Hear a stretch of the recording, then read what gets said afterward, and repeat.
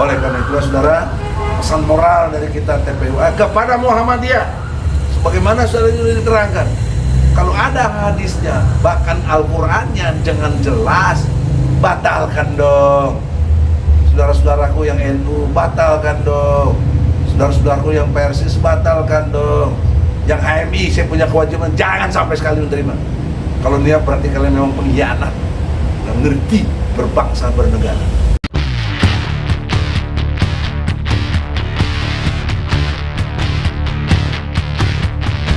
Dalam upaya penegakan hukum, kami TPUA, tim pembela ulama dan aktivis, dalam porsi sekarang membela aktivis sebagai pengurus Muhammadiyah misalnya, NU misalnya, Persis tadi yang disebut. Sisi lain kami belum mendengar, mungkin kurang informasi, ormas-ormas lain atau yang berkait dengan PGI misalnya dan lain-lain di luar non-muslim, apa ada yang terima? Menolak semua, rata-rata menolak. PGI menolak, Walumi menolak. Jadi anomali logikanya. Mereka sisi lain tidak mengimani Allah, tapi cara berpikirnya benar gitu. Iya. Itu sangat bagus lah analogi ini, kondisi objektif. Cara berpikir saya objektif saja, sistematis dan toleran, serta jubedil, jujur, benar dan adil. Nah, dalam perspektif cara berpikir Osjubedil itulah saya kritisi. Tadi Adinda Ahmad Musidudin sudah sangat cerdas menjelaskan dari basis moral sebagai Islam. Saya lebih soroti atau meninjau dari sudut pandang hukum positif atau konstitusi yang masih hari ini berlaku, yaitu Pancasila dan UUD 45. Kita mulai dari pasal 33 ayat 3. Bumi, air, dan segala kekayaan alam yang ada terkandung di dalamnya dikuasai oleh negara dan diperuntukkan untuk semakmur-makmurnya rakyat. Tidak ada dua kategori yang penting. Seluruh sumber daya alam ini, seperti tadi yang sudah diurai oleh Ahmad, itu penguasaannya, bukan kepemilikan.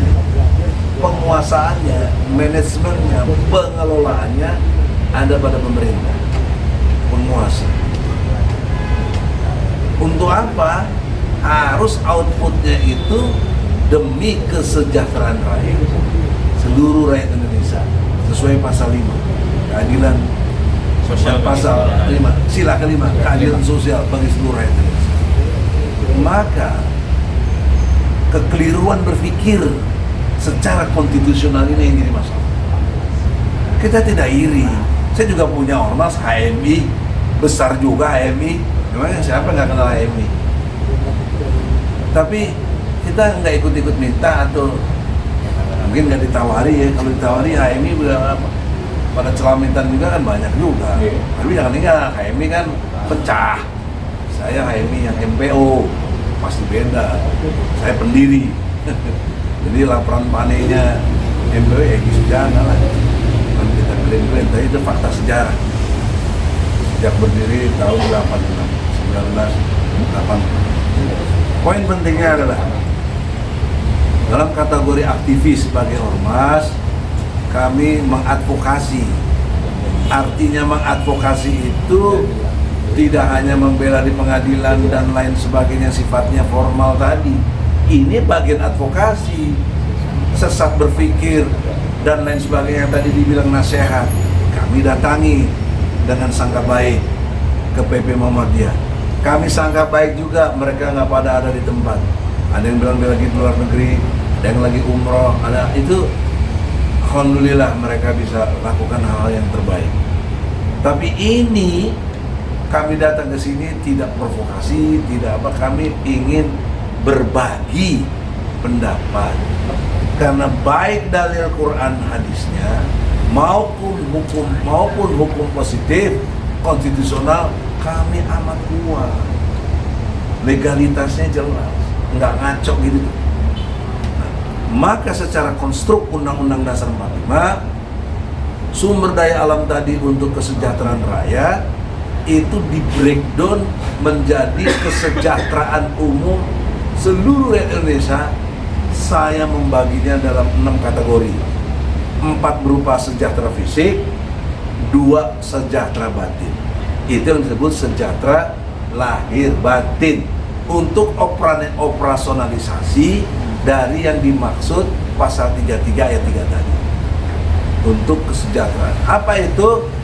1 pendidikan, 2 kesehatan, 3 perumahan, 4 lapangan kerja.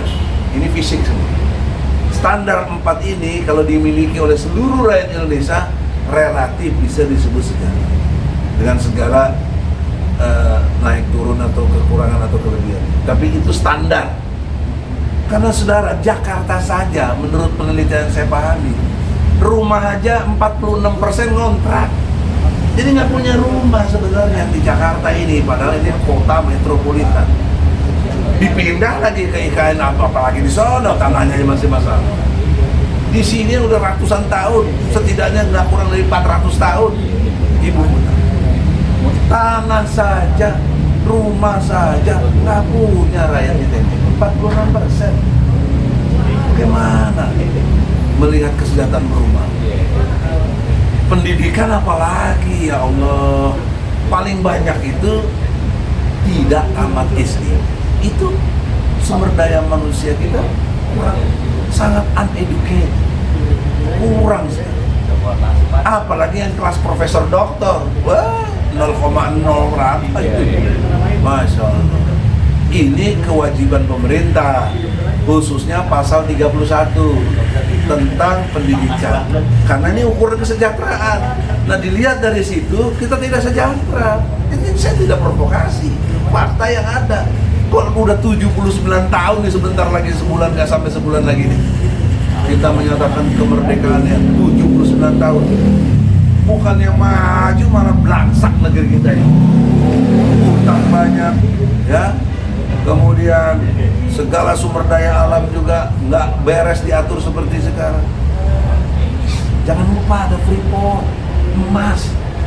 Anda tahu, 1 gram emas hari ini lebih dari 1 juta. Bayangkan, 1 juta 1 gram. 1 ton berapa gram? Brother Eka? 1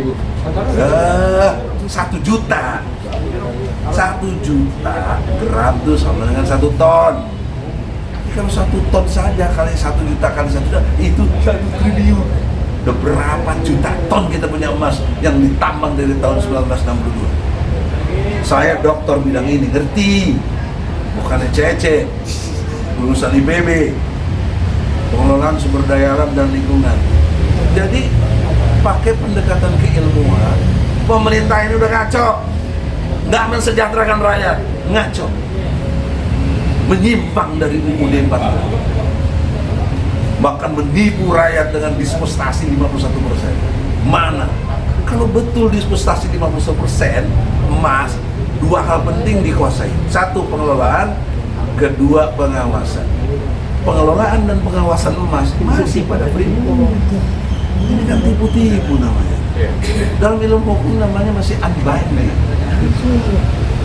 Jadi dengan demikian, saudara-saudara, konstruk hukum kita jelas, Quran hadisnya jelas, konstitusionalnya juga jelas, terutama ukuran pendidikan, perumahan, kesehatan, ya, dan lapangan kerja.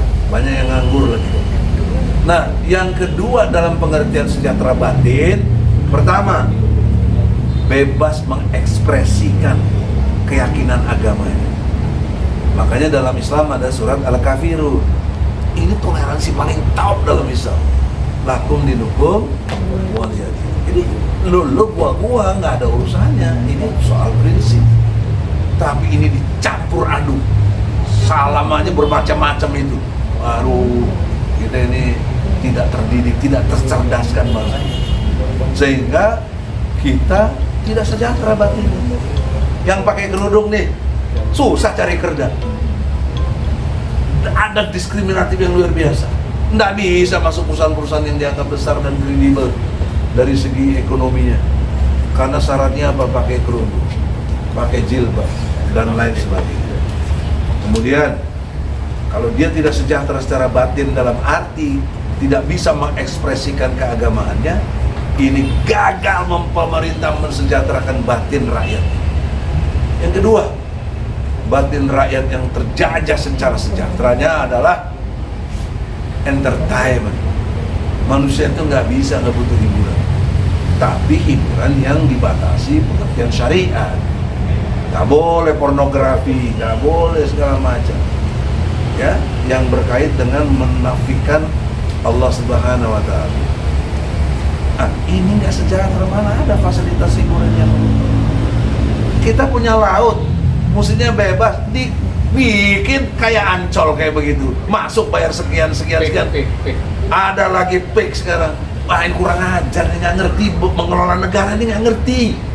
Bukan saya sok tahu, ini ilmu pengelolaan sumber daya alam dan lingkungan.